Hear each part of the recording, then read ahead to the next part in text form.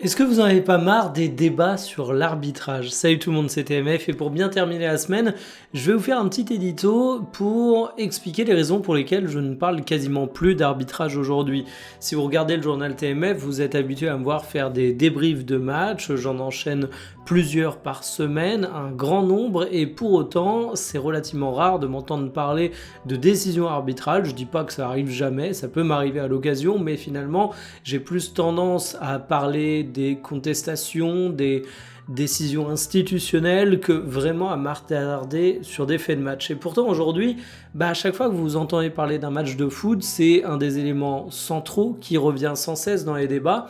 Et je dois vous avouer que je commence à être fatigué de ça et j'ai même l'impression que l'arbitrage aujourd'hui prend une telle place dans le football parce qu'il devient problématique, loin de moi l'idée de dire qu'il n'y a absolument aucun sujet sur l'arbitrage, qu'on n'arrive même plus à débattre de foot. Donc dans cette vidéo, on va procéder en 3 parties. Je vais parler de 3 phases du problème selon moi. La partie 1, c'est parler du mythe de la perfection qu'on a essayé d'atteindre avec l'arbitrage dans le football, mais qui ne marche fondamentalement pas. On le constate semaine après semaine.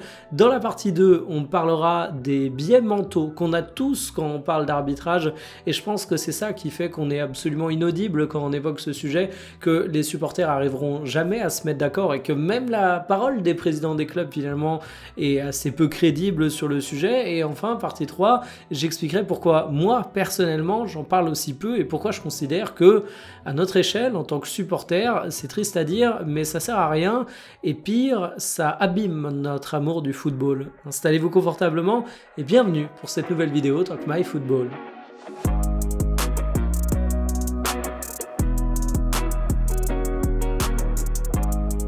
L'arbitrage souffre du mythe de la perfection et d'ailleurs c'est assez marrant, on a Ceferin, le président de l'UEFA, qui a déclaré que lui-même n'y comprenait plus rien avec la VAR. Je suis d'accord avec lui sur la difficulté à juger de l'intentionnalité d'une action et il propose de restreindre l'intervention de la VAR aux erreurs manifestes et claires. Et déjà là ça me fait marrer parce que qu'est-ce qu'une erreur manifeste et claire? Évidemment on a tous des exemples d'erreurs manifestes et claires sur lesquelles on est tous d'accord sur le fait qu'il y en a une, mais là où ça devient intéressant et là où on se rend compte que le débat est relativement complexe, c'est qu'en fait, autant il y a des actions sur lesquelles il n'y a pas de débat, autant il y en a où certains d'entre vous considéreraient ça comme clair et manifeste, alors que d'autres, non.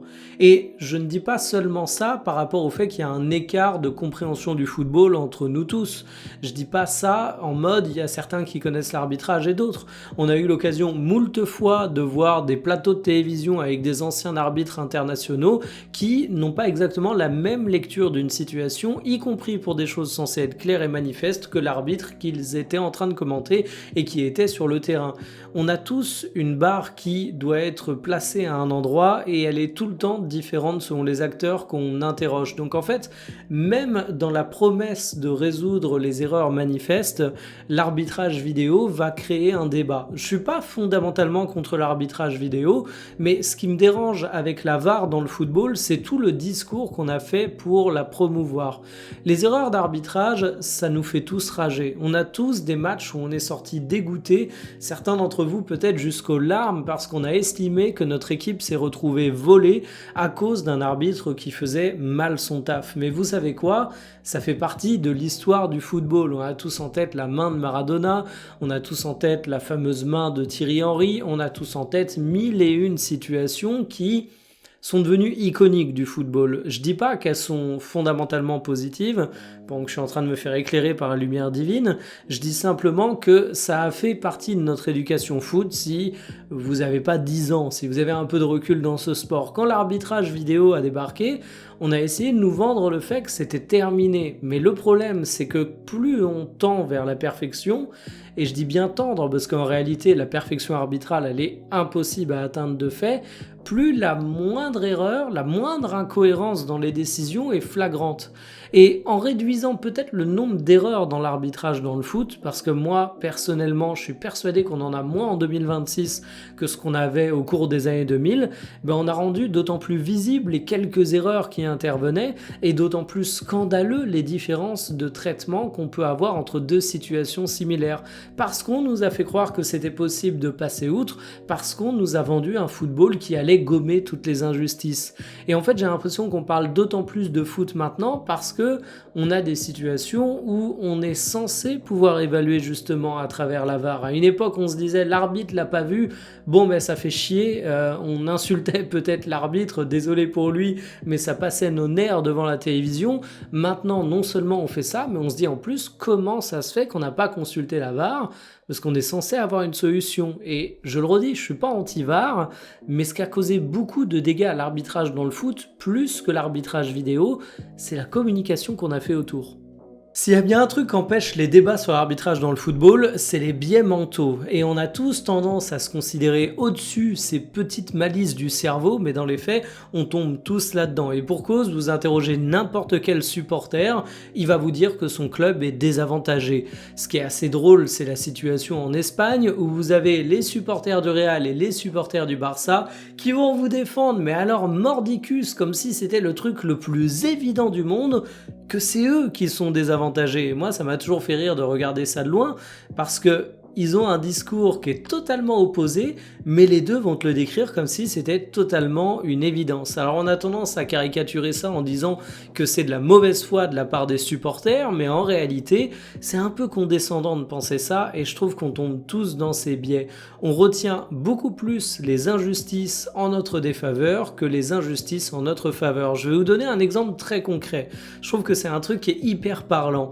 Si jamais vous avez un but en votre faveur pour un penalty qui n'aurait pas dû être sifflé, mais que votre équipe mène 1-0, on va vous dire que vous avez eu un but gratuit, mais vous, en tant que supporter, vous allez probablement répondre un truc du style « Ouais, enfin, on menait déjà 1-0, on aurait gagné le match même sans ce penalty.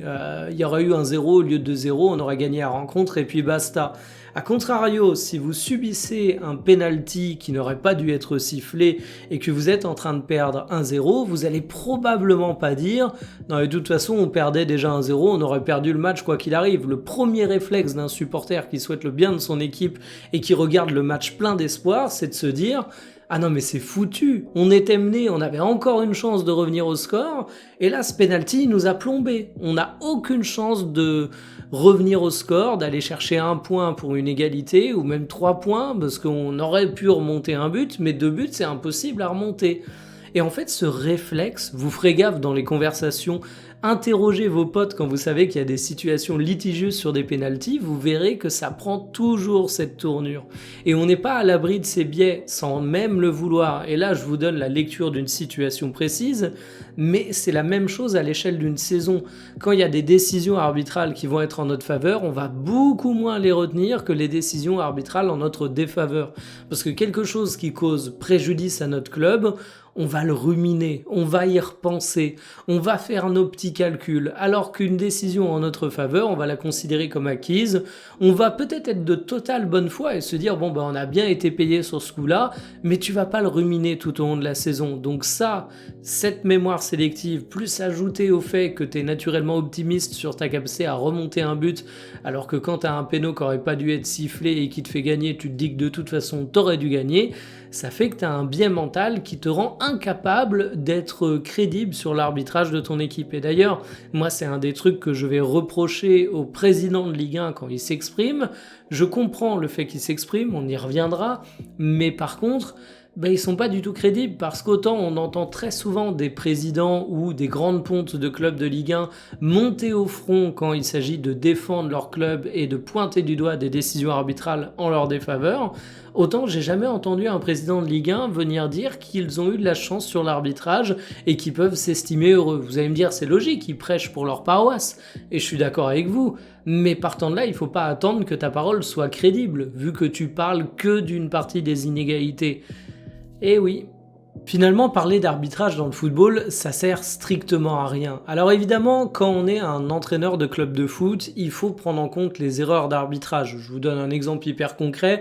Si vous avez un défenseur qui provoque une faute, où il y a carton rouge, où il y a penalty, il fait perdre ton équipe, si le penalty mérite d'être sifflé, tu peux vraiment charger ton défenseur. Il a fait une grosse erreur. Si c'est au contraire l'arbitre qui s'est complètement planté, en tant qu'entraîneur, tu vas peut-être pas passer un savon à ton gars là, et tu vas peut-être pas te dire que finalement ton défenseur central, tu peux pas compter dessus et vaut mieux pas l'aligner pour les prochains matchs. Ce serait quelque chose d'absolument bidon. Mais en dehors de cas très spécifiques comme ça, en tant que supporter, est-ce que vous avez déjà gagné à avoir une décision sur l'arbitrage? Moi, j'en parle pas forcément dans mes débriefs, parce que de toute façon, les décisions sur l'arbitrage, c'est un peu comme le McDo. Venez comme vous êtes. Les gens viennent avec leur opinion sur l'arbitrage, et quoi que vous puissiez leur dire, ils vont pas changer d'avis sur le match. Donc partant de là, autant décrire ce qui s'est passé footballistiquement, parce que c'est ce qui nous intéresse, c'est ce qui fait qu'on est passionné de ce sport. On n'est pas passionné d'arbitrage normalement, on est passionné du jeu. Donc autant parler du jeu, et puis derrière, chacun y apposera sa grille de lecture supplémentaire concernant son avis sur l'arbitrage. Mais en fait, parler d'arbitrage, ça n'amène pas des réflexions intéressantes sur le jeu, ça n'amène pas le fait de nourrir notre passion sur ce sport, et je considère que c'est des débats qui sont incroyablement creux. Et en fait, là où ça me pose problème, c'est quand il y a des polémiques d'arbitrage, c'est-à-dire maintenant un match sur deux, on va pas se mentir. Moi, j'entends moins parler de football sur les réseaux que d'arbitrage. Et en plus, c'est souvent des personnes qui ont un avis très précis sur l'arbitrage, mais qui sont pas forcément au fait de tous les règlements. Je dis pas que toute critique envers l'arbitrage est caduque, bien évidemment. Moi, le premier, j'ai très souvent des trucs à redire, mais il faut quand même pas oublier que parfois, c'est très facile de juger a posteriori. Et il y a un cas qui est assez particulier, c'est celui des entraîneurs, celui des dirigeants qui prennent la parole publiquement, et là je peux reconnaître une petite utilité. Ils sont pas forcément toujours crédibles parce qu'ils ne mettent en avant que les erreurs d'arbitrage qui leur causent du tort, mais par contre cette prise de parole elle est pas anodine, elle est faite pour faire pression, elle est faite pour accorder du crédit à tes joueurs, à ton entraîneur, à ton équipe, dire ok on a perdu, mais les supporters, soyez pas en colère contre le coach, soyez pas en colère contre le joueur, soyez en colère contre l'arbitre. C'est hyper pratique d'avoir cette communication, ça te déresponsabilise. Et en plus, le double effet qui se coule, c'est que tu mets la pression sur le corps arbitral. Et on aura beau dire ce qu'on veut, la pression sur les arbitres, ça marche. On sait très bien qu'un grand club n'est pas exactement arbitré comme un petit club. Et tout grand club confondu, tout petit club confondu. Tu sais très bien que suivant les enjeux des matchs, suivant le moment où tu te trouves dans la rencontre, un carton n'est pas sorti de la même manière. C'est pas être complotiste que de dire ça, parce que personne en profite, mais c'est simplement que oui, si t'es en finale de Ligue des Champions à la première minute d'un match et que t'as un tacle qui mérite un jaune orangé, il prendra peut-être un peu plus jaune, alors que si t'es à la 90e d'un match plié et que le joueur sur le tacle, il se retrouve sur civière et il va pas pouvoir rejouer pendant 8 mois, il y aura peut-être un peu plus un rouge. Et ça, ça montre que le contexte y a son influence. Donc en fait, quand on a des présidents, des entraîneurs qui vont beaucoup parler d'arbitrage, c'est un moyen de mettre une petite pression sur les arbitres. Est-ce que c'est positif? Est-ce que c'est cool? Non. Est-ce que c'est des choses agréables dans le football? Non. Mais en même temps, je pense que vous n'êtes pas naïf. J'espère que je ne le suis pas non plus. Je me dis que dans un sport où il y a autant d'enjeux économiques que le football, tu fais feu de tout bois et tous les moyens sont bons à prendre pour te donner une micro-chance d'avoir un micro-avantage lorsque demain un arbitre devra prendre sa décision. Tout ça pour vous dire que de mon côté, j'en ai marre d'entendre parler d'arbitrage, j'en ai marre de moi-même parler d'arbitrage, parce que j'ai beau essayer de le faire relativement peu dans les vidéos. Dans le privé, je parle foot avec beaucoup de personnes et je suis pas un être de lumière céleste au-dessus de tous les vices. Moi-même, j'ai ce réflexe de souvent parler d'arbitrage. J'ai les mêmes passions que vous et les mêmes vices que vous. Et franchement, je voulais faire cette vidéo pour en parler un petit peu avec recul, parce que finalement, c'est peut-être plus important de parler de comment on parle d'arbitrage que de parler d'arbitrage en lui-même. Sur ce, je vous souhaite un excellent week-end footballistique, qui fait bien, salut.